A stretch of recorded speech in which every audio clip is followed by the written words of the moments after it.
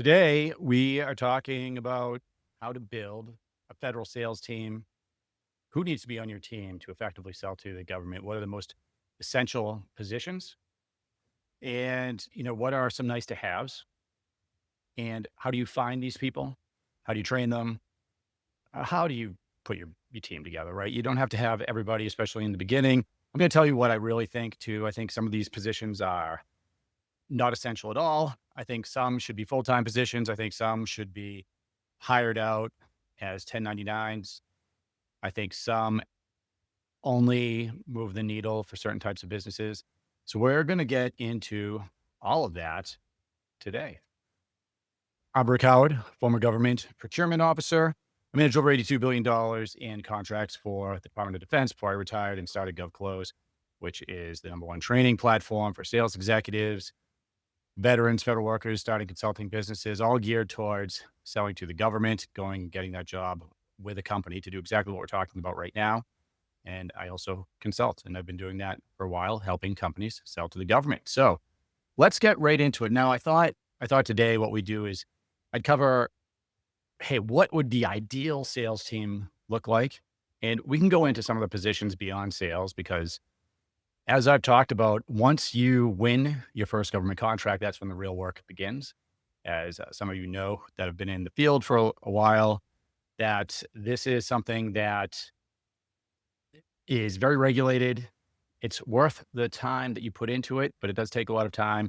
Government contracting is hard, high mir, takes a while, but it can be very rewarding, right? And this is why companies do it. Very few, less than half of 1% of businesses, small businesses, sell to the government. Okay, let's just talk about business for a second, right? So, and I can speak from this from a few different angles. I can speak to you from the angle of a former acquisitions officer. So I knew the individual that I was speaking with companies with.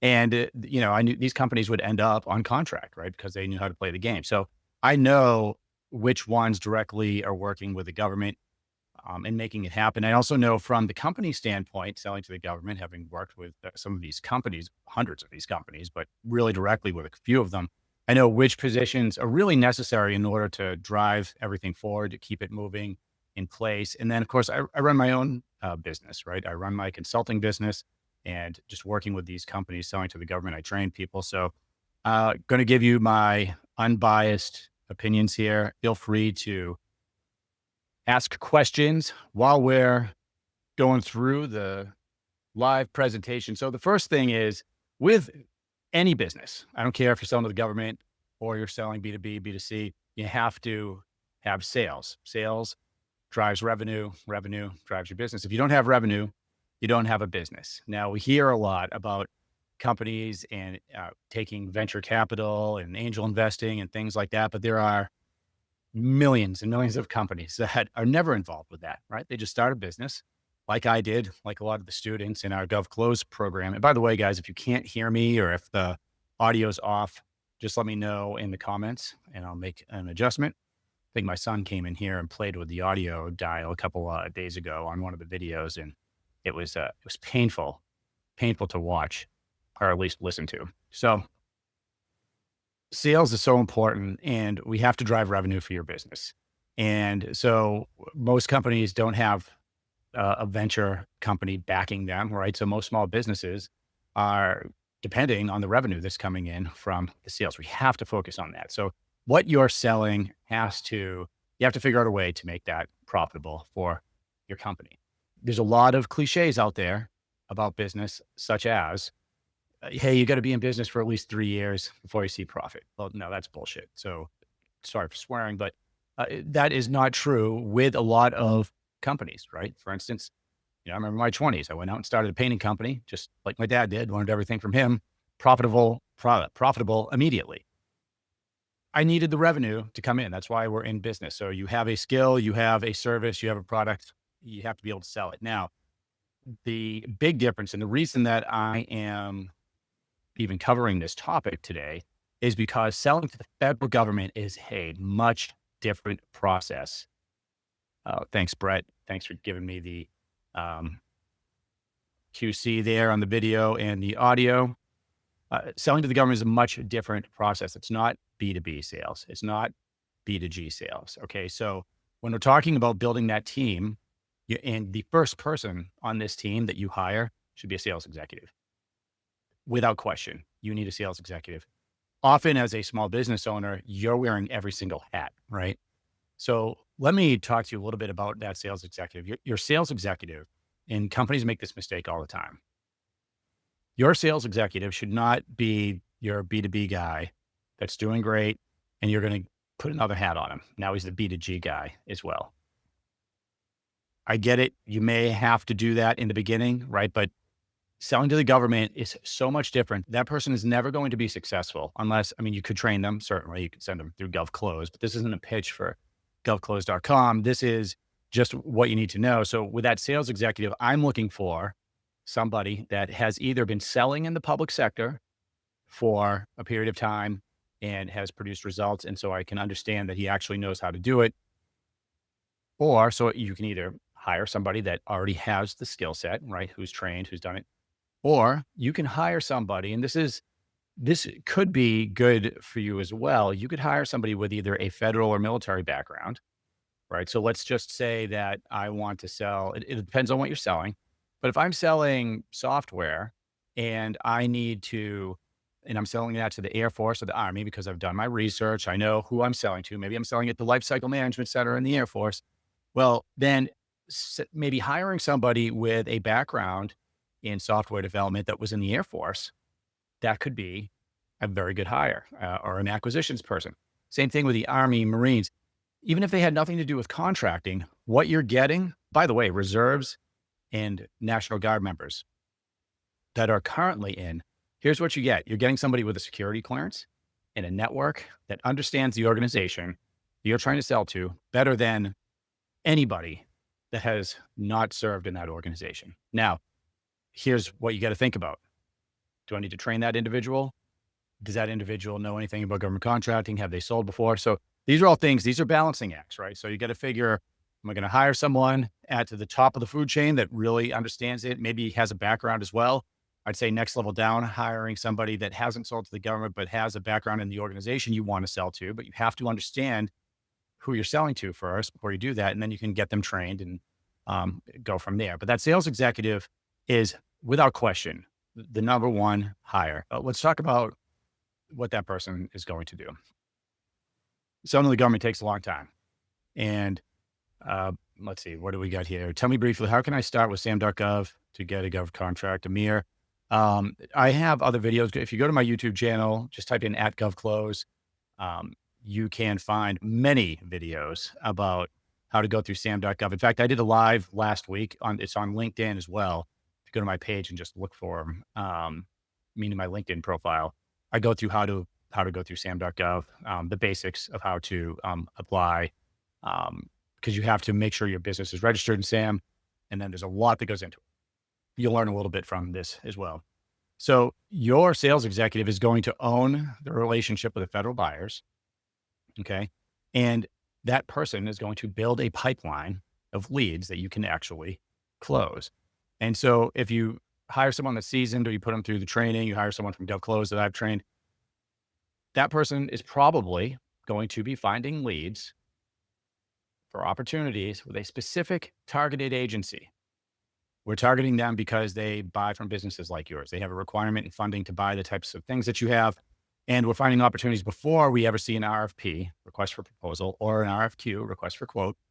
We're finding the opportunities way before that. Okay. So this is what a seasoned pro is going to do. And what they're going to do is to make it as easy as possible. They're going to get meetings, win contracts. Relationships really do win contracts with the government. You have to do everything legally. You have to go through all the other rigmarole, but it's not a proposal writing farm that's going to be super successful. It is going to be the company that has an awesome product or service and then has somebody dedicated to building a federal pipeline and building relationships with the people that have authority and funding to buy what you sell, finding out about things early, aligning your company with the contract vehicles. I could go on, and I have in other videos, tons and tons of videos and interviews and things like that we've done on the channel. So if you really want to dig into that, you can just go to the YouTube channel, type in GovClose, you'll find us. You'll find all of that stuff. So bottom line, sales executive, number one hire without question. Make sure they're dedicated to federal sales and they're either trained or you have them trained. Next person on the team, and this is one that I would argue could also be dual hatted as a sales executive, but some companies will separate out the sales executives from the business developers, right?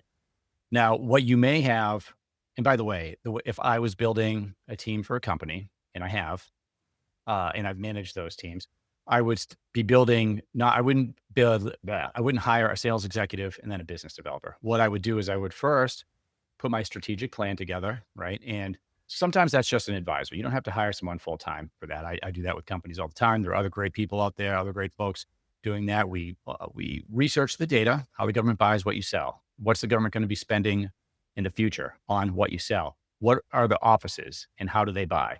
We reverse engineer the whole process, right? So when we have that strategic plan, now your sales executive can build a pipeline. Let's say you're targeting 3 agencies. Well, ideally, you might not be able to do this at first, but ideally, I might have a sales executive covering each of those agencies or offices. And many companies will have, because look, the Air Force, Army, these are huge. Like a service is a huge area for one person to cover. Eventually, you could have multiple people covering each branch. But in the beginning, if you have 3 targets and you have 3 sales executives that are trained, you could be doing really well. A business developer, I think of, and is usually more strategic within a company. So when you hire a business developer, often they may be thinking about the relationship with the agency you're selling to. And for instance, if that agency is creating a new contract vehicle, this happens all the time, right? It's happening in the Air Force right now, some of the labs, some of you may be familiar with. These contract vehicles, IDIQs, which I've covered in my category management video, these are things that you have to be preparing for as a business, because often they may be forecasting out 2 years for this contract to come out, which means that you need to be preparing for when is the solicitation coming out, going to the industry days, developing the relationship. A business developer, a good business developer, is going to align the organization and focus on these big picture things, like category management is one of them. So often though, and what I like to see the business developer also either coming from that sales executive position or really involved with the business in another way. I like to see the BD person have some skin in the game as well. So part of their commission, part of the salary for most of these guys is going to be salary plus commission. Remember, with federal sales, we are not paying commission only. Okay, this is illegal. This is a FAR clause on contingency fees, and you can go look it up. There's a little bit of gray area in there, but the big picture is you can pay someone a salary and a commission. Okay, you can pay somebody a commission if they are, I believe they call them a bona fide agent. But for instance, if you hire a consultant and have a lawyer, always, I'm not a lawyer, have a lawyer review everything. But if you're paying somebody a fee for service and a commission, that's allowed in some areas, at least by my interpretation. Talk to a lawyer. But what seems pretty clear is paying a commission only is not allowed, right? That's called a contingent fee. And the ramifications from that are, for one, they can end the contract. They can also request the money back that they spent on you. They can also pursue criminal, whatever you want to call that. They can pursue you criminally if they find that you were using contingent fees. So it's a big difference. I just bring it up because this is a big difference between selling B2B. Like, so for instance, I pay commissions to my business to business sales guys, right? But this is something you got to be careful about on the government side. Just setting that up. So a business developer might be an add-on to your team of sales executives. But I think before you get to that point, so once I have a team of sales executives, it's really important to be holding them accountable. And when you're holding them accountable, I'm talking about having a sales team leader. And what I recommend is that your sales team leader, first of all, is also a sales executive, has their own pipeline, has their skin in the game. There's going to be someone that's really good at it and knows what moves the needle, someone that's been doing it for a while. Now, they also have to be good at managing a team. Some of the things that they're going to do, your team leader, and this, by the way, let's say you're a small business owner, even if you own a larger business and you have a sales team often, and I have gone in to help many, many, many companies with their federal sales teams, they often feel like they're just throwing stuff against the wall and that they're directionless. If your sales team is building pipelines and their opportunities in the pipelines are real, and of course, we've done videos on that, but opportunities that have been through a go, no go process, I can bring up, by the way, some of my pipelines just to show you what those look like, right? But once they are trained on the types of opportunities that go in there and you price them realistically, and there's some um, other criteria we could put in there. Now I can make a sales team each week and I can look at their pipeline and say, okay, John's, let's say they each have a $1 million quota. And we'll say for now, you want to know what their close rates are, right? But in the beginning, you may assume 10% if they've been trained, they know what they're doing. So we have a weekly meeting. John's pipeline's worth $10 million. If he has a 10% close rate, he could meet his $1 million quota, right? If the other two sales executives, if their total pipeline value is less than, $10 million, then they are probably not going to meet their quota, right? So that's one thing that we're looking at. We're looking at the work they're doing and we're judging to see if their pipelines are realistic and if they could potentially actually close and either meet or exceed your expectation for them for revenue each year. It's very important. Now, one of the things that you want to also look at here is you want to dive into each of the pipelines. So this is the sales team leader, right? So if I'm meeting with a team, and I do this with different companies, we're going to meet weekly. And so John, I'm going to make him open up his pipeline. And his pipeline, I'll bring one up here just to show you guys what I'm talking about. But his pipeline is actually going to have not just a couple of steps, right? Some companies actually are using spreadsheets to do this. You can use any CRM, any pipeline builder where you can manipulate the steps in the pipeline. So, different columns for the different steps. If you're using a subcontracting strategy, you might have different steps than if you're an 8A business going after, maybe contracts that have expired or contracts that are owned by 8A companies that have had expired 8A certifications. Totally different, marginally different process. Okay. So just to know that. So we're going through each of the pipelines. We're going through each of the steps in the pipeline and the opportunities because we want to make sure they're actually going through each step. Hey, did you submitted a source to sought? Great. Did they confirm receipt?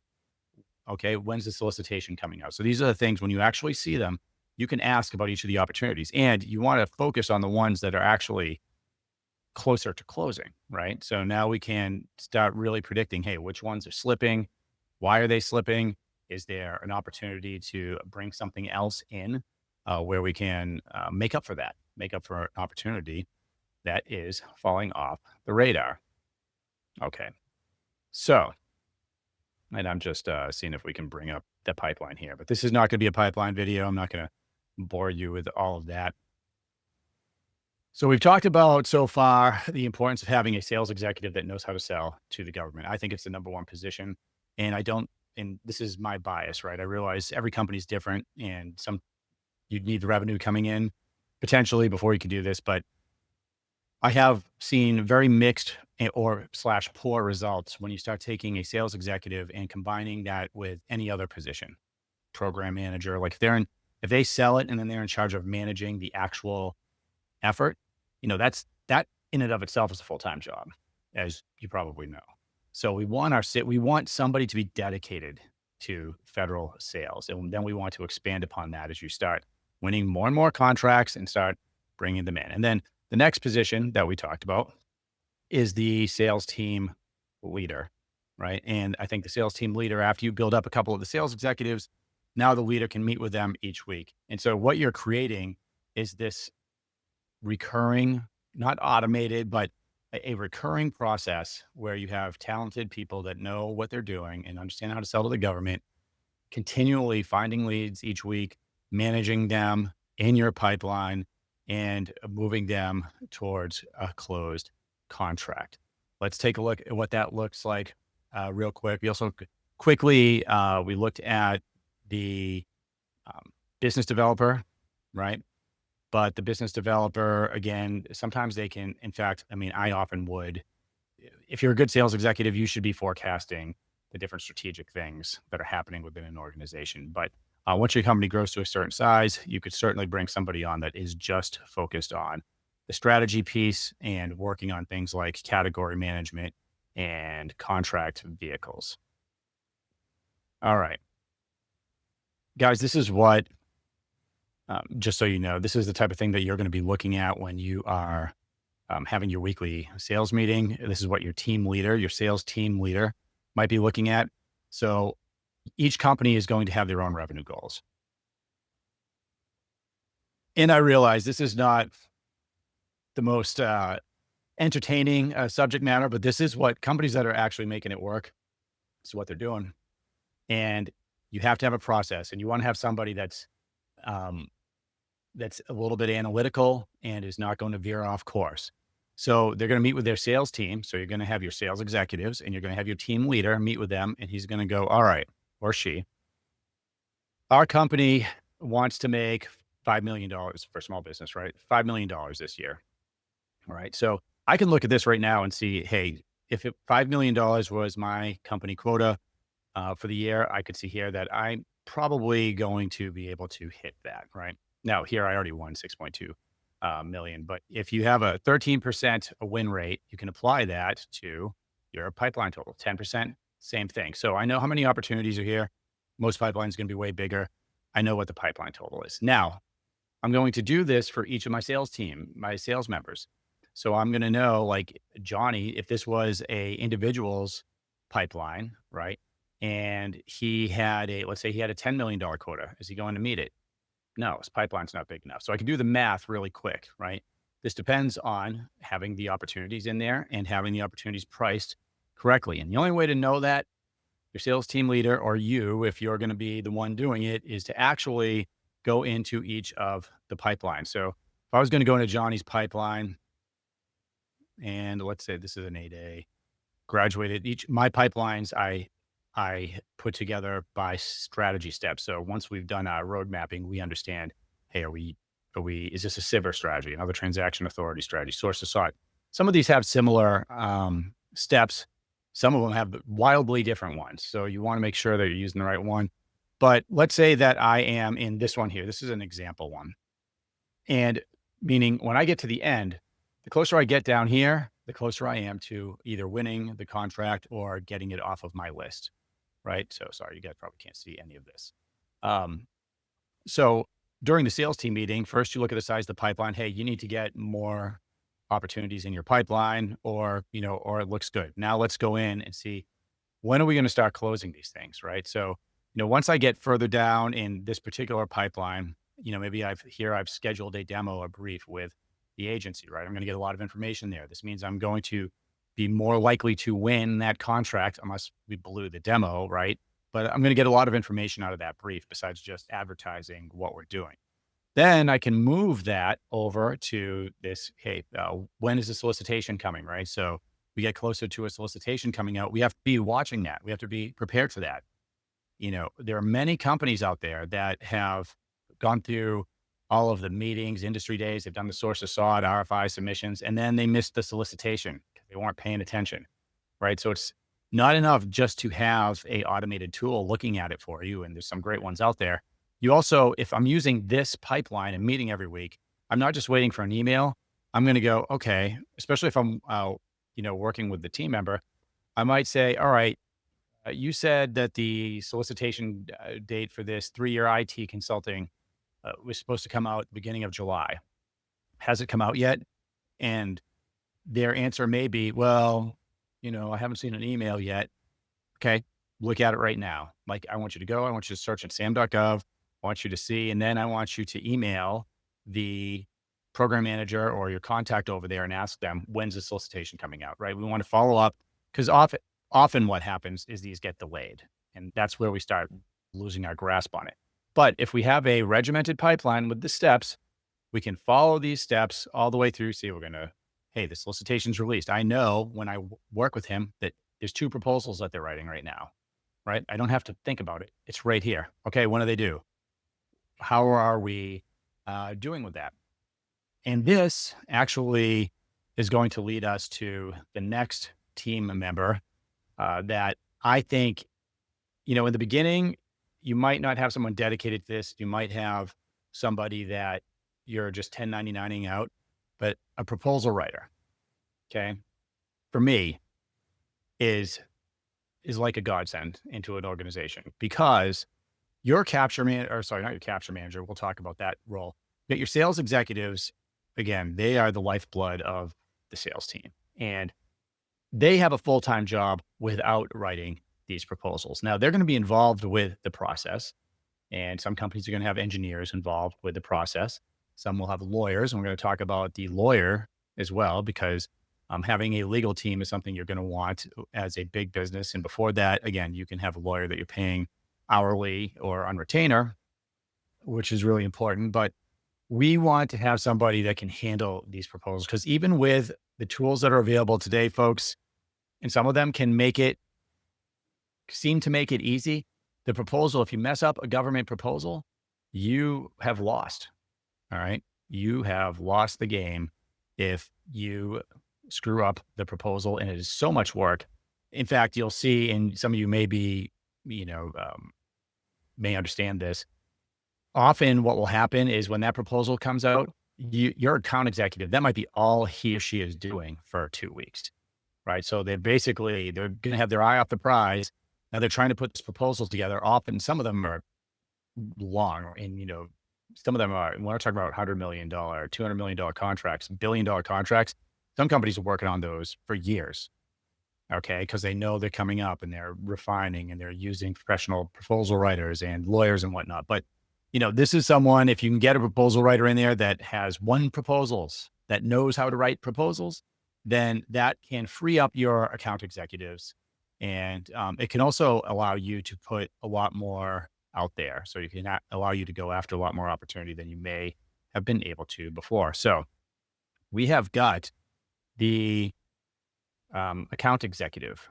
We have got the business developer, right?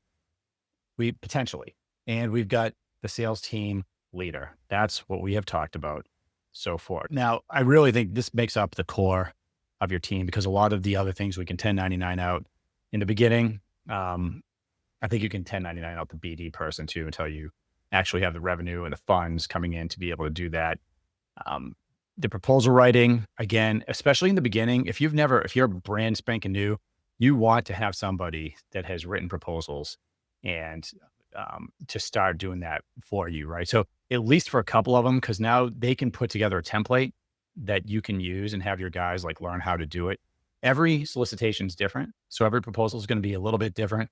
We've actually had some really great videos. You could check out anything I've done with Colonel Lewis Orndorff. He's a former contracting officer, 3-time commander within Defense Contract Management Agency. And so, for instance, one of the things he would tell you about writing a proposal for a government contract is that the proposal um, should stand alone. Each section should stand alone. And what he means by that is that often when a proposal is written and goes to the government, it's not each person that's in the proposal scoring process. They don't read the entire proposal. It gets broken up and, one engineer, Charlie, gets this section and someone else gets this section. And so sometimes the big mistake companies make is you have to read the entire proposal to have the full context. I have to read the executive summary or the synopsis or the past performance to really understand um, what they bring to the table. And if that's the case, you're going to have a hard time winning these contracts. If you write each section so they're standalone, and so whoever's reading it will understand the full context of what you're providing and understand how you meet the requirements, well, now you're going to do a much better job. That's just one of the tips you can learn in one of those videos. So you can look for that. Look, a sales executive, if you're just joining here, is the number one person to hire. When you start hiring people for your sales team, that is the number one full-time position, period. And that person has to be dedicated to federal contracting. This is how you build your team, your sales team for public sector, right? That person should not be a dual-hatted B2G guy that's trying to pick it up. It should not be your program manager that's also your sales executive. Full-time sales executive, trained and proven in federal sales with a plan that you have invested in and you are committed to, right? You've got to be committed to that for 18 to 24 months if you want to see results, if you're wasting your time, right? I would actually say the next position isn't either of these. It's hiring another sales executive, right? Maybe two or three of them, right? You don't have one sales executive covering the entire Department of Defense. We want to be focused. You might be selling to a couple offices in the Navy or the Air Force. And then when you have the contract revenue coming in, now start expanding, bring on that other sales executive, potentially with a background in the agency you're selling to. That always helps. Always helps. And then we talked about BD people. We talked about sales team leader.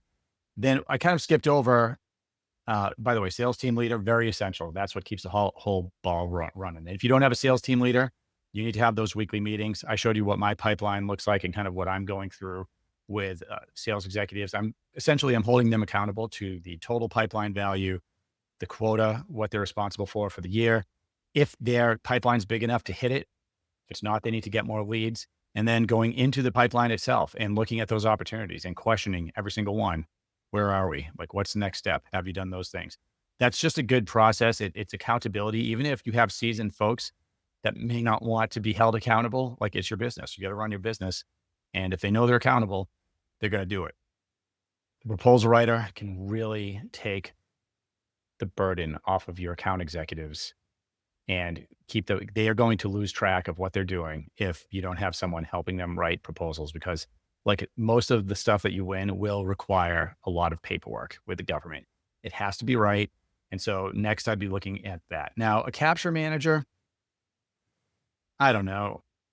Capture manager and the business developer roles, like, honestly, I'm a little squishy on both of them as far as what they bring to the table. I think that some of these positions can really be combined. Now, somebody should have the strategic vision for where you're going federally, right? And a lot of good account executives have that. Your sales team leader could even have that, right? Maybe they started off as an account executive. They've been doing it for a while. They have the big picture of the pipeline, and they have some ideas of where we're going with growth. Now, as your company grows, they're not going to be able to do everything, right? So you may have a BD person / contract capture manager. And then a lot of companies, when they get big enough, will have somebody dedicated to this. But look, some of the things here: shaping the RFPs, building the win strategies, overseeing the teaming and pricing inputs. Those are all things that need to be done. But especially this shape the RFPs piece, your account executive also has to be fully immersed in that, right? He or she should be going to these meetings. Again, meetings win these contracts.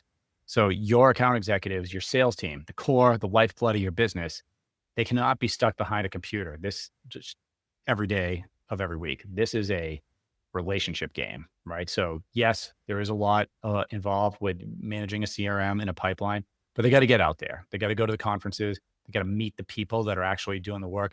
And ideally, their time is best spent in meetings that they have arranged with people in the government that have a requirement to buy what you sell. So that's that. Capture manager, proposal writer. I love this one because I know how much time it saves, and a good one is just such a good investment. Now, by the way, though, don't skip your sales executive and go for the proposal writer. I've seen this happen too. If you're just finding solicitations on SAM.gov and throwing them to your proposal writer, you're not going to see the success that you want. And when you do see success, right, if they're a good proposal writer and they do manage to get you into a contract, you may be unprepared for what you're actually signing up for. Depends on your industry. But again, we want to know as much about these opportunities. By the time where we have a proposal writer writing something, I should have a relationship with the office. I should have many, many, many engagements leading up to this. So we have a thorough understanding of what the requirements are. Okay. Don't skip your sales team. Sales team, most important thing. Sales team, most important thing. What's the most important thing? It's your sales team. Okay. Contracts and legal advisor. Look, guys, this is the reason federal contracting, public sector sales, government contracts, this is a lot of words for the same thing. And this is selling to the government, right? As important as your sales team, right? Like, you do not want to go to jail, and you do not want to sign up for something that you are unaware of. A legal advisor, and when I say legal advisor, and this goes for everyone that I'm recommending, these people need to be trained, especially this one, right? Your sales executives, like I mentioned, you might buy someone with the right background, federal background with the agency you're selling to and train them, pay to have them trained. But a lawyer, you don't want your divorce lawyer coming in and trying to advise you on the FAR, right? Contracting officers spend 30 years, a whole career learning the federal acquisitions regulations, and they are vast. And each agency also has their own sub regulations and policies. Each solicitation is going to, if anybody on here has actually written a government contract before, you'll know, or sorry, a proposal for a contract, you'll know the solicitations will often just have FAR clauses like these 6, 7 digit numbers just listed in there, like one right after the other. Well, each one of those corresponds to the federal acquisitions regulations somewhere. Now, if you have questions about the FAR, I don't like to get too legalese in these because there's lots of training out there for the legalities of federal contracting. My training was all through Defense Acquisitions University as a program manager in the Air Force. In fact, there are master's degrees out there that you can take on federal contracts, and it's a constantly changing space. It's changing now, right? We can see all the acquisition reform that's happening with the new administration, with DOGE, with SecDef's memos out there. So we'll see where everything goes. But having a legal advisor on these contracts, or I would say someone who was a contracting officer for the agency you're selling to, someone like Colonel Orndorff, who I mentioned earlier, who we've done videos with, he probably wouldn't like me saying this, but they're kind of like a lawyer also. They really understand what these clauses mean and what you're going to be required and legally obligated to provide. So you need to know as a company, am I going to have to invest in a $100,000 a year CMMC compliance um, system? If I'm going to be on contract with a Department of Defense agency, am I going to have a expensive accounting system? What else could I possibly be signing up for here, right? And the lawyer can also check other things, right, that aren't specific to the FAR, but maybe real legal obligations of your company. Are you committing? Are you overcommitting? Are you overstating what you can do? So a good attorney, and hit me up if you need contact, because there's some great attorneys out there that understand this. The one caveat I want to say about attorneys, right, is we need them, right? But in federal acquisitions, okay, I just want you to understand that the attorney doesn't run the government contracting process, right? So now I'm going back to the government side. If I put my government contracting hat on, we had attorneys, we had JAGs in the Department of Defense that specialized in these type of things, and they would do reviews for us. And very good, very smart. They were not in charge of these efforts, right? So if I needed an attorney review, I'd have them review it. But in most cases, that review would be an input that I would consider, not a direction. Some cases, if we were talking about the law, like, hey, this is breaking the law, or this company is doing this, different story, right? But a lot of times attorneys are providing suggestions. I would just say this: a lot of the federal acquisitions regulations and government policy in general tends to be, there's a lot of gray area. Okay. There's a waiver for a lot of things. There's interpretation. There's several people in the government side that can interpret things one way or the other. A good example of this would be when I was running a acquisitions branch for the Air Force. We had, it was under 100 people working for me in the branch, program managers, engineers, whatever. But then we also had another branch of contracting officers, right? So we had another chain of people where they would come in and provide the contracting advice, right? They would come in at the end and they would commit funds on behalf of the government. We would have finance people, right? So we don't talk too much about them, but so now my finance people were in charge of, okay, are we using the right kind of money, right? And so often, like right now, guys, we're in fallout fund season. So if you're trying to sell something to the government, like you should be asking your government customer, hey, do you have fallout funds? Maybe we could take your fallout funds and put it on this. I'm just giving you a story about this, how a certain type of funding. So in the government and in the DoD, we call it the colors of money, right? So there's some funding that is for research and development. There's some that's for operations and maintenance. Some is for construction. Um, these different types of money, I'm not going to give you like a whole course on the colors of money here, but uh, we would go out and we'd find money, from different organizations to use and to build different tools, technologies. Well, we had a finance person who'd been in the system for a long time, and everybody was saying, yes, hey, Rick, you can use this kind of money. But she came in at the end and she's like, no, I'm not comfortable with it. That could have killed the entire deal. It ended up being about a 6-month delay. But I just want to give you some context when I say that there's a lot of gray area in the fire and the policies and different things like that. Yeah, LinkedIn users said the proposals will crush you. Yeah, you ain't joking. Those proposals will crush your account executive team. So you might not be able to afford a full-time proposal writer in the beginning, but if you can get somebody that can write and take that burden off, that's good. Man, like a good account executive and a proposal writer do a lot of damage. Um, anyway, lots of gray area in the law and the FAR. Have a lawyer at least that you can pay on retainer or by the hour in the beginning to review a solicitation. If you go after these contracts the way that I've advised, where you have done your due diligence and you have, gone through the steps in the pipeline, right? Like I have, like we went over here earlier, then the odds of you winning those are going to go up and up, right? You'll watch your close rate increase over time. You might have a 30% close rate or a 40%. 40% is pretty high, but um, you want to make sure that if you win that contract, you're not actually going to hurt your business. The lawyer can give you some good reviews there. One more thing about the legal advice in the legal team. As much as I love them, the legal team is also they're looking at this from a legal and a risk perspective. So, whereas your sales team should be trying to close the deal, I am trying to close this contract. I found some legal teams it almost seemed like they were trying to shut it down. Like, hey, no, you got to, no, this proposal's not ready to send in yet. This, and this, right? Often making good points, but often also you just have to balance risk in legal advice versus, hey, we're running a business proposal. Maybe if the legal advice is breaking, like some make or break stuff, we really have to pay attention to that. But sometimes it's just noise, gray area stuff. So just be aware of that. You may have, when you start building out this team, you may have conflicting interests, and you should, right? The lawyer's interest is to protect your company. Your sales team's interest is to close as many contracts as possible, right? Okay. Enough said. These are nice to haves.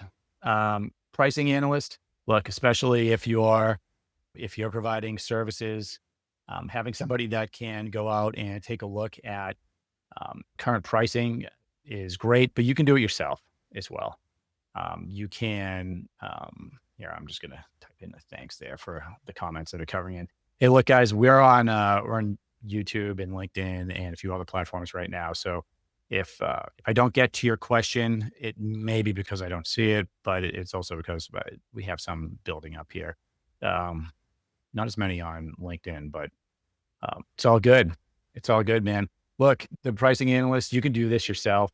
Your account executive can do it. Your proposal writer can do it as well. But, um, I would not invest in this right away. I would make sure that you had a very solid sales team with a team leader. First, had your legal and your proposal writers squared away. Then you might bring someone in that can handle some of this for you, right? Now, the other thing is, for some companies, you just know what you charge. Okay. So some companies may not need this, some might. So now a teaming partner manager, this is interesting. Why do I mean that this is interesting? The teaming partner manager, this is somebody that's going to be basically in charge of partnerships with your company, right? They're going to go out and they're going to talk to other companies and they're going to try to create connections. I've seen this. I think it's a necessary part of selling to the government, but your account executives can do it in the beginning, probably should be. I've seen this be a total waste of time. And I've seen this also like be a total game changer. So when is this going to be a total waste of time? Right. Well, if I'm paying somebody a lot, and I probably am, if I have someone doing this full time, and they're forming partnerships with companies all over the place, these partnerships have to translate into a contract, into funding that's going to go into your pocket, right? The way I like to build teaming relationships is I like to start with the opportunity. And I like to start that with that opportunity very early. Um, what do I mean by that? Well, I'm just going to use this as an example here. Let me just show you. Okay. I'm just switching back and forth, switching screens on you guys back and forth, right? Is this my sources saw pipeline? Yeah, it is. There's the GovClose CRM, folks. Um, you can recreate this, in the CRM of your choice. I built this for my clients because they all had different CRMs. None of them had the right steps. Half of them were using spreadsheets when I first started. This just put them all on the same page. If okay, but we're talking about the team member. We're talking about a person that you're hiring to develop partnerships, right? For your company. If you're going to form partnerships, I think you should be forming partnerships with companies that can help you win contracts. And so the way I do it is I'm starting here, or I might be starting with an early opportunity that a program manager talked to me about. Yeah, people are saying, hey, BD and capture are number one. They overlap. Yeah, there is a lot of overlap here. I agree with that. Um, in fact, your sales executive in the beginning is going to be doing a ton of overlapping things. And then essentially, as your company grows, you can start separating these out and taking some of the um, excess work off your team, off a good sales executive. So that will free them up to do what they need to do. And then you can have, a killer come in and just totally focus on capture. But look, I find this sources saw it, let's say. Now, you see, I have established teaming partners here. It's part of the pipeline, right? So if I'm finding a lot of you companies out there that are watching this, and a lot of my clients only subcontract, right? And if you're going to do that, you need to have teaming, right? You need to have partnerships. But I'll find that early opportunity and I'm going to talk to the office. Like a good example would be, so for instance, if I was selling to the Department of Energy, which I have, I'm constantly talking and communicating with them. How's our product? How's everything doing? Great. Do you need more? You do? Awesome. That's an early lead that goes into this pipeline. And that early lead, I might need a partner to do, hey, Rick, we need to do this, but and then I need a certain security parameter as well in this technology that I'm buying from you, this application. I might have to partner with a company that has that. I have the opportunity, I have the relationship, then I reach out to them, right? To that company. Now, or I pick a company that has some past performance in the agency I'm trying to sell to that can give us a little juice, right? When we go in for the actual proposal way down the road on this. So that's how I often will go find and establish teaming partners. And by the way, these companies, even big companies, they're going to want to talk to you. If you're bringing them an opportunity, guys, if you're bringing them an opportunity, they're going to want to talk to you. I would fire a sales guy that if a company reached out to one of my guys and said, hey, I've got this contract that I'm looking at and I'm talking with the federal agency. It's important. It's early. I'm talking with them. I can do part of it. We want to partner with you. That should be a conversation. And they should not be ignoring you. And there's ways to do that. We go way into that in GovClose. Let's see here. Full send hexakin. Howdy, sir. Hey, howdy back. It's an interesting call sign you've got there. And so just some of the comments that are coming in here. I'm flicking on the screen. BD capture should be the one guy. The overlap, yes. I've got some weird ones from Twitch coming on here. Let's see here. Pretty good success my first year, 130K in one of the contracts in a 5-year BPA with a 1.5. I think that's awesome. This sounds like one of my guys. I don't know if you're one of my guys in GovClose or not. I can't tell by your handle. But again, this is the premise. So I think for me, teaming and partner manager, I think you build your business to a certain level before you invest in that. I guess and this is a seriously long way of me getting to that point. But I think your account executive with the right steps can move through all of this. Just like the gent there that said, hey, he did 130K and a $1.4 million BPA first year. I think that's awesome. That's great success, by the way, that you had for that for first year, especially when often it takes 18 months, 2 years. Like when you're starting with a new company, often they'll say, hey, part of your salary is going to be your commission. But, you want to make sure if you haven't seen that pipeline, you might have a bullshit pipeline.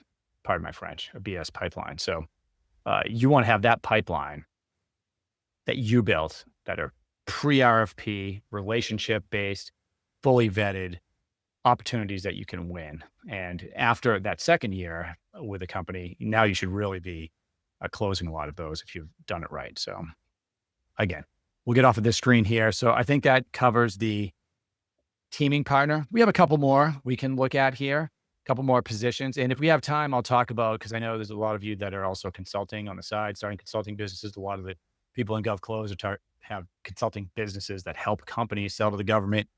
We'll talk about what does your team look like, right? Because your team can look a lot different than what one of these government contracting teams looks like, right? They have their sales executives that are aimed at and trained for federal. They have the team leader that's doing the same thing. We're talking about the legal and all that. But I have some ideas and thoughts for a team that you can build. Even if you're an account executive for another company, I think that there are some things that you could do and some people you can hire to really make your life easier and to expedite what you're doing and to do a lot more of it. GovCon technical SME. Often what this comes down to is there are certain consulting businesses out there. It's not quite the work that we're doing, but there are some people that you'll reach out to that have a really dedicated, unique niche within government contracting. For instance, some people are really, really good at like, what do you do if you get a bad CPARS review or the government cancels your contract, terminates for convenience, right? So there are individuals that are very, very good at how you respond to that. That might be an individual that you go to when you need them, right? So there are going to be many circumstances where you just want to have couple of subject matter experts that you can go to when you need them. Some people are great with things like cybersecurity, CMMC, right? I mean, we could talk about all of the specialties for a while here, but so I would start building a bench of SMEs that you could go to on a project basis when you need help. And by the way, a lot of companies use me that way, right? So I might train their teams and give them their strategy, and then they come to me when a crisis happens, or in all of the examples I've given, by the way, today are real, like have happened to my clients, and we've helped them with that. But just to know, I start building a bench of some of these SMEs that you could use. Here's one that I kind of hate. I don't want to crap on anybody here, but I'm going to, I don't even know if I should talk about this because I don't want anybody going out and hiring somebody that does this, but here it is. Your marketing outreach specialist. And I even wrote right in here, it's your nice to have, right?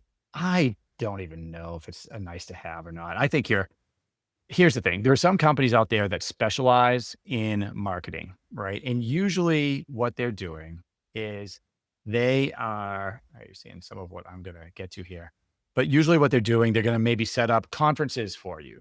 They are going to look at maybe publications that they can get you into. I think this is an advanced level of business. So like you have a public company, or you have a company that, is large. You have hundreds of people in there. You've been in the government contracting space for a long time. You've done hundreds of millions in contracts with the government, and you're trying to build your brand.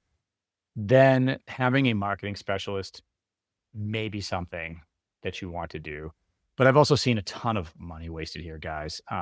Going to conferences for a small business has to be very, very targeted, I think, to really pay off. But it can pay off, and it can be a great way to establish relationships and get the people you want to see you, to know you're serious. But I've also seen some marketing folks that really just no matter what they've done, and maybe doing some social media stuff, getting some articles and publications. If it's not the right time for a company to really go forward with that, I think it's a waste of money.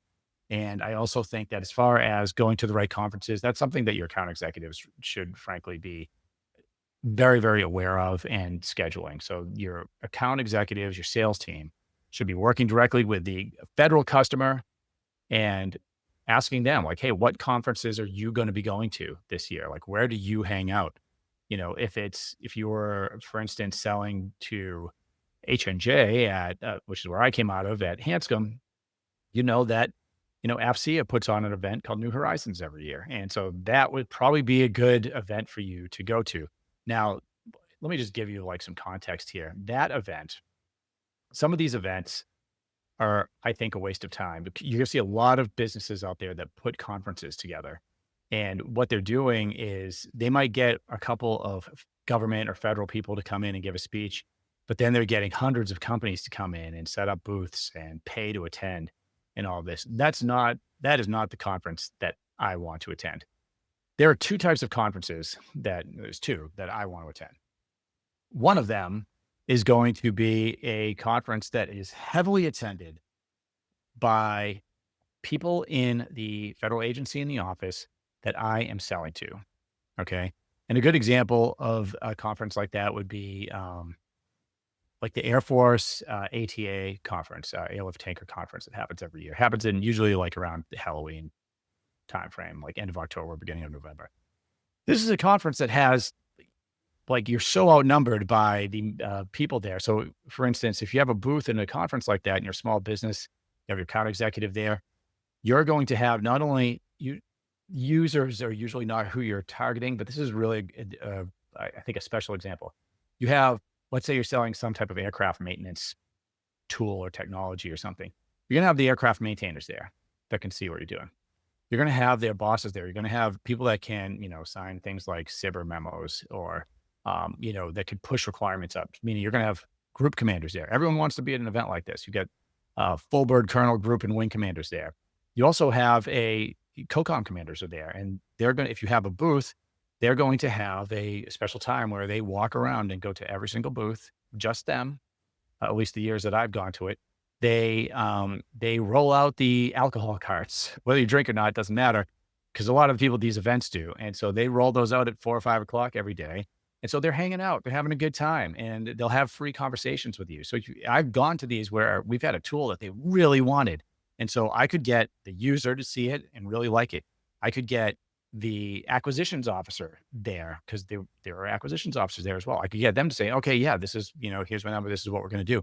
I've had COCOM commanders or, service command like AFMC, Air Force, not Material Command, Air Force Mobility Command, general officers there that would basically put us in touch with the people that could get our tool into his guys' hands and have conversations about that. Like that is a very powerful conference. Like walking away from that, you are going to have some clear direction and you're going to be able to understand, hey, are they interested in what I have or not? Versus if I go to a conference where it's all industry folks, right? And business folks, I don't want to go to that conference unless it's something like, for instance, New Horizons, which I mentioned earlier.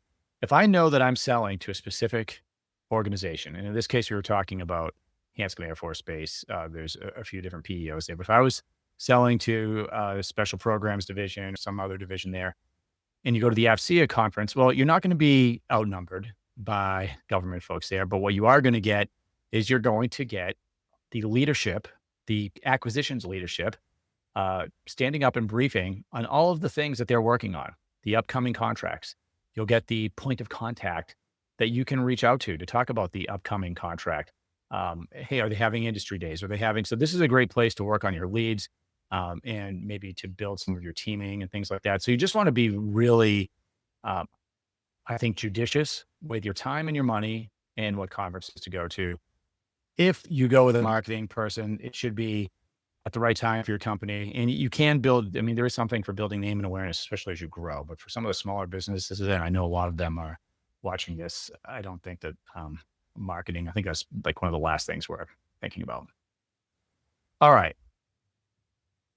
Unless there are questions about what I think the big picture things you need to think about for building your federal sales team are, I will get into, what I think you can hire out if you're an account executive or you have a consulting company, which, like I said, a lot of our Gov closers are doing. But let's just do a quick recap of what I think the federal sales team is and what are the big picture, like what is the most important. And again, I'm biased. I have my biases for sure, because I've done this for a while. But number one person you hire if you're selling to the government, the most important thing is your sales executive. Your sales executive that is not dual hatted, that is not a B2G guy. This is a guy or gal with experience selling to the US government, someone that's been trained to sell to the federal government And state and local is different, folks. Different rules. They're all different. State and local is all different. But all the federal agencies fall under the federal acquisitions regulations. Okay. So if you're selling to the Army, if you're selling to the Department of Energy, if you're selling to the BA, you pick your federal agency, you need a salesperson whose sole job is to find opportunities early with the offices that you have already directed them to look at and to sell to because of your research, because of your sales plan based on what the government's done in the past and what they're going to do in the future, right? So you're selling like, hey, Rick, you're my sales executive, and you're targeting the VA, and you're selling cybersecurity services. So you're selling, we're a construction company, we're selling construction projects. Okay, that means that my pipeline is going to be a VA pipeline. I'm finding opportunities early, and I'm walking them through with you or a sales team leader. We'll get to that in a second, each week. So sales executive, absolutely. That's what they find the opportunities. They're walking them through to the end. If you can only have one hire and you want to spend some money on someone that will really move the needle, get someone with experience, check the references, check the training, and ask them about your business. Make sure they can tell you, hey, who should I be selling to? See if they know what they're talking about. How are they going to do it? Okay. You can always pay to have them trained as well. This is another great way to find those people. Hire a person with maybe some experience in the agency you're selling to, right? And then put them through the training. Now that's, you're taking a little bit of a risk because you don't know if they're a good salesperson or not, right? But you can find people in certain areas that have some experience in an agency, National Guard and reservists, for instance, that are in that agency and can have jobs, sales executive jobs legally, and have a clearance and have a network. Great hires, sales executive that knows what they're doing, number one all day long. And frankly, probably number two and number three as well. No sales equals no business. If you're not selling, you don't have a business. And if you just hire a proposal writer, like just finding solicitations and writing proposals doesn't win the work. It's the work that goes in before that solicitation ever comes out. Build the relationship, goes to the meetings, escorts that each opportunity through all of the steps and whatever your sales strategy is, all 20 of them, all the way to closed contract, right? Long process, but somebody to manage it for you. Remember, this is a long game, folks. This is a marathon. This isn't a sprint, although you'll sprint it many times throughout that marathon for sure. I think the next thing that you need to hire, and again, I'm just recapping here for anyone that just jumped on. Next thing is your sales team leader. So if I have 3 sales executives, I want one of them to be the team leader eventually, so I don't have to do it. And that person should be a fantastic sales executive with some leadership experience as well. And they're going to hold them accountable. They're going to go through the pipeline every week. Are they going to meet their quota? Are they going through the proper steps for each of the opportunities? Can we move new opportunities in? Someone that can advise and hold accountable. Accountability for your team, that's what moves the needle. Some people don't want to be held accountable. That's okay. Those are probably the ones that need to be held accountable the most. So team leader. So that would be my second hire. So I'd hire a bunch of sales executives, get them trained, get them up and running, and have one of them probably become the team leader eventually. Then we talked a little bit about proposal writers, capture managers, business developers. These are a lot of those things, unfortunately, in the beginning for a lot of companies are being done by everybody. But if you can get somebody to take the burden of proposal writing off your sales executive, who's going to be involved with it a little bit no matter what, and should be, because he has a relationship with the government. He should, or she should, government program manager. So they should be providing a lot of input, but having someone that can just take that initial proposal and start writing it, putting the costing together, putting the tech volume together. You'll have other people pitching in, but someone that can own that process and make sure it's going to be done with enough time to have your legal team review their proposal. Everyone should be ripping the thing apart anyway before you send it in and have it scored. You should be doing red teams, but every business doesn't have the time to do that and the resources. Once you do have the time and the resources to get a proposal writer in, I think that's awesome. And then followed by, I would say, somebody that can provide a legal review. So whether that's retainer, you're probably not hiring a lawyer full time initially, but especially for the big proposals, you want to have someone looking through those fire clauses. Make sure you know what you're signing up for, guys.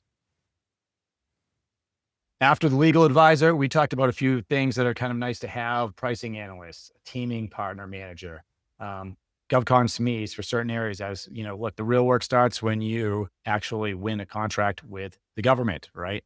So you are now going to be brand. We didn't talk about any of that, but there's certainly other roles that we are going to have. Look, from finance and accounting to program managers, people that are making sure that we're delivering the government. But that's a team building conversation for another call. I do want to hit on, I promise you guys, if we went through this quickly enough, that I would touch on, hey, well, who should I be hiring if I have a consulting business that helps companies sell to the government? Or who should I be hiring if I'm an account executive? Can I hire someone? Absolutely you can. And I think for both of those, for me, first thing that's super important is just having a virtual assistant. Look, if you're an account executive, you can probably afford, if you're a public sector account executive, you can afford a virtual assistant and somebody to handle your schedule, somebody to set up calls, somebody to keep you on track. There's a lot of goodness that can come out of having that VA work for you. And look, you could also, depending on the company you work for, you might be able to get that VA to take on the same email as get a company email, right? So she can set up, or he can set up calls for you. Just taking care of the scheduling piece, guys, is a huge thing. Now, you don't want to be sending that VA anything on the company, but the VA can handle a lot of administrative stuff, especially if you have a lot of opportunities and you're constantly trying to figure out the schedule and setting up time to do reviews and things like that. A good VA can also do some things like, hey, setting up graphics in Canva that you can use on your proposals when you're sending them in or your sources sought. So a good VA, I think, is going to be number one. And I think that applies to whether you're an account executive. I had a VA when I had an account executive. I called her a scheduler, um, but then as a consultant, or you're running a consulting business, that can take a lot of time off your hands. Now, guess what? If it's the consulting business that you're running, uh, sales team, in the beginning, you should be doing the selling without question. But once you have a process, once you know what you're selling, what your niche is, what your service or product as a consultant that you are continually doing, you can hire a sales team to do the selling for you. You can hire them to, and I'm using sales team loosely here, and I'm not at all in the same way that I'm using it for federal sales. This is B2B, and you can hire people to set up appointments for you, cold call for you. There's a lot that you can do on the sales front. But I think the big picture is whether you're selling to the government or B2B, no sales equals no business. You need money. You're in business to make money. Yes, hopefully to also make a positive difference. And hopefully, in all cases, especially with the federal government, you should have an amazing product or service that you're providing and is vetted and validated. And then you start selling to the government, right? Same thing if you're a consultant. You want to make sure you know what you're talking about and you can actually move the needle for somebody. But so there are certain things that we can hire on that side of things. And I thought I'd bring that up because I know there's a few of you, probably some of you are watching this that are in the GovClose program, which we teach a lot of this there anyway.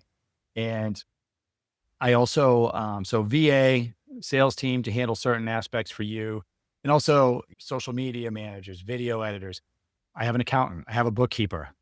Everything we just talked about, I have that with my business. And as far as the consultants and clients, or sorry, the companies that I work with, they're selling to the government. The ones that are really successful focus on a good sales team leader, and then they can go from there.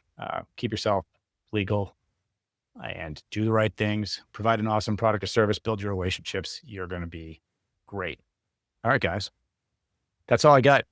Hopefully, this was of value to you. We have videos that cover a lot of the things that we talked about here today in great depth, from conferences, how to target those. We've done videos on marketing. We've done videos on registering in SAM.gov. Somebody asked about, hey, how do I register in SAM.gov? Go see our SAM.gov episode. Go to probably YouTube is the place for that.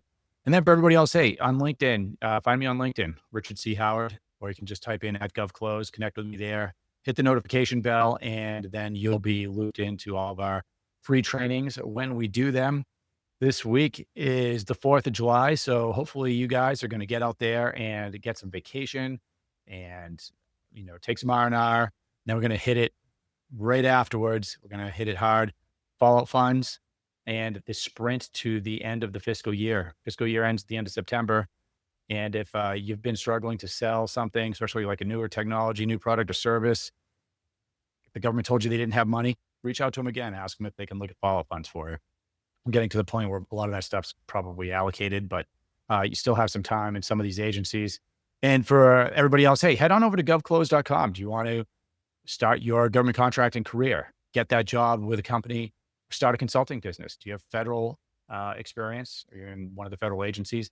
Military experience? Are you Guard, Reserve, veteran? This is an extremely lucrative field. And, we have almost 200 members and we are crushing it. We're teaching not just government contracting and how to sell to the government in depth, but we're helping them launch their businesses, get those jobs. And we train them how to do that. And it's the community more than anything else that is really blossomed here because we have professionals that are our contracting officers in there, program managers. We have current federal workers in different agencies. We have people that have been sales executives for years and years and are crushing it. We have people going through the training that couldn't even spell government contracting and landing big jobs with defense contractors that are landing client after client. So if you want to take control, start that consulting business, combine whatever experience you have with what we're teaching at government contracting, and then have a community to hold you accountable and really start that business, bring in multiple streams of revenue. That's what GovClose does. And it's not easy. And it's a 1-year program and you don't get through it. The only way to get through it is to get through me. So I bring everybody in, I certify everybody, and then I work with the guys and gals as they're pricing their offers, as they're reaching out, getting clients, as they're submitting proposals. When there's a problem, community comes together. We have SMEs for everything you could think of, from CMMC to proposal writing, accounting. So again, govclose.com. Check out our YouTube channel. We'll see you later. After going through the course, I was able to land a client that pays me a monthly retainer to actually help them develop their business and go after these federal contracts. I was able to get a consulting gig with a software company that currently works with the intelligence community. Within 2 months, I had my first client. So the initial contract was for a 3-month contract for $4,000 a month. So 27 years old, you've never worked in government contracting, you've never worked as a consultant, and you just closed your first deal. Is that correct? That's fair. And I've got a couple small projects on the side as well. So definitely something, probably my best investment I've made all year. A cold call landed a 9-figure government contract. Start a consulting business and a high salaried position as a account executive in public sales. So you're doing both of those things. I'm living the best of both worlds right now. So my name is Mike Knickerbocker. I am a naval officer that's getting ready to retire. Right now, I have 3 firm clients and 2 more perspectives. I'm able to provide value across different industries because the skill set that I learned through the course and was able to apply my own experience. GovClose came and it was a no-brainer. I wanted some secret sauce. This has allowed me to live in Germany. A little hazy today, but we can do that. See? Oh yeah, dude, that's beautiful. The content, the training, it's invaluable. It's rich. And Deb, what motivated you to join the GovClose certification program? Wow. Well, I think that wanting to work with a leader in the field, someone who understands government contracting on a deep basis and has the reputation, the experience working with you and your company was a natural. The students that graduate our program, they go on to start their own consulting firms, winning high dollar consulting clients. They go on to land high paying salaried positions as account executives with companies that sell to the government. I'm so proud of the people that have gone through our program. And if you are considering either a job or a business, and by the way, some of our students are doing both, as I did. They're running a consulting business and they'll have an account executive job. It's transforming their lives. It's bringing true wealth to them and their families.